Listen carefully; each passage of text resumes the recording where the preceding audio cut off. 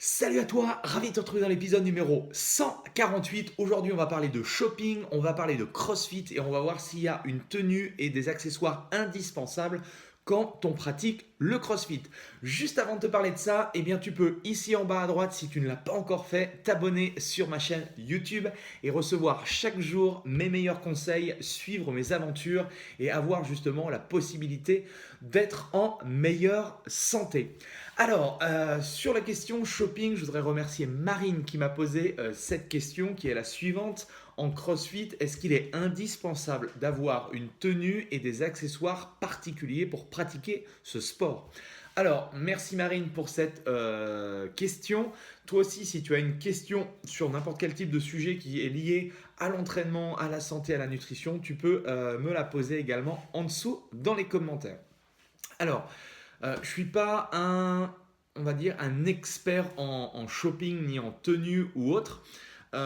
Ce que j'ai pu m'apercevoir, c'est que pour n'importe quel type de pratique sportive, sauf des sports vraiment spécifiques, je regardais les championnats du monde de hockey il y a quelques jours. Bon, effectivement, il y a des tenues spécifiques, si ce n'est que voilà, pour s'entraîner au CrossFit, comme on va dire dans les activités de fitness, on n'a honnêtement pas besoin d'avoir un attirail particulier, un simple t-shirt, un simple short, une paire de chaussettes, des chaussures de sport, alors si possible, voilà, des running ou des choses un petit peu plates, ou surtout que ce sont des chaussures que tu te sentes bien dedans.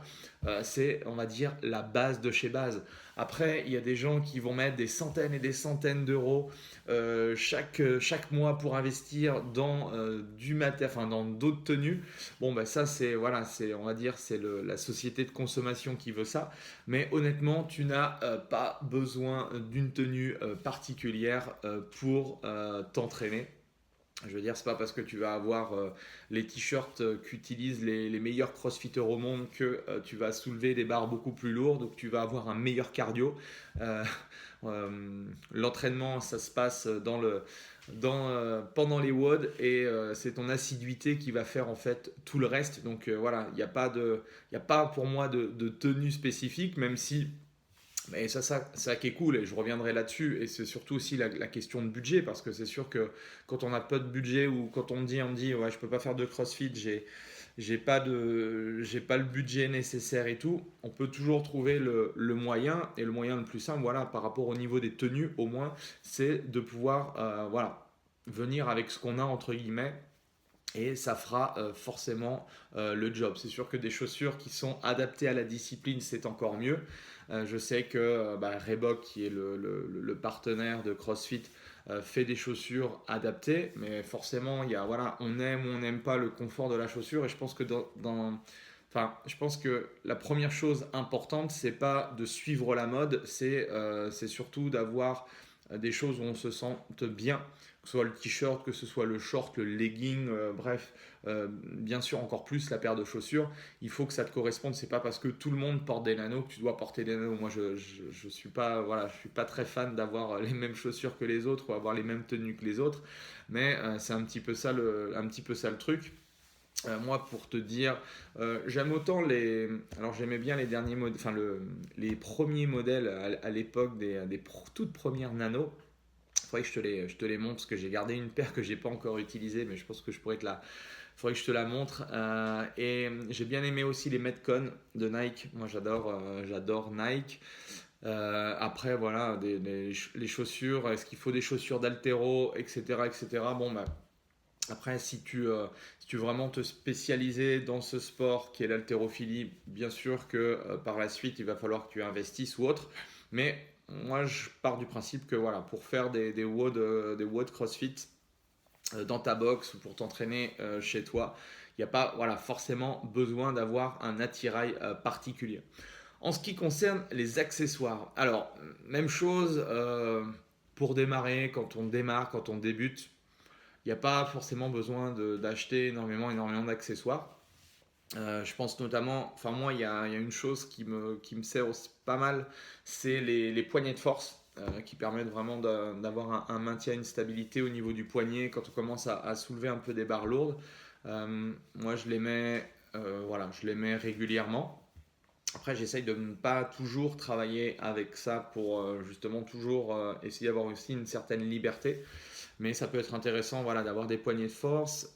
Tu peux avoir des genouillères éventuellement qui permettent justement de même chose, d'avoir une meilleure stabilité au niveau du genou. Alors pour tout te dire, moi j'en ai pas encore mis, j'en ai acheté là, donc il faut que je les teste pour voir un petit peu ce que ça donne. Mes partenaires, mes coachs et certains athlètes m'ont dit que c'était bien. Donc voilà, à tester. Moi, honnêtement, j'ai toujours pas, voilà, j'ai pas encore testé.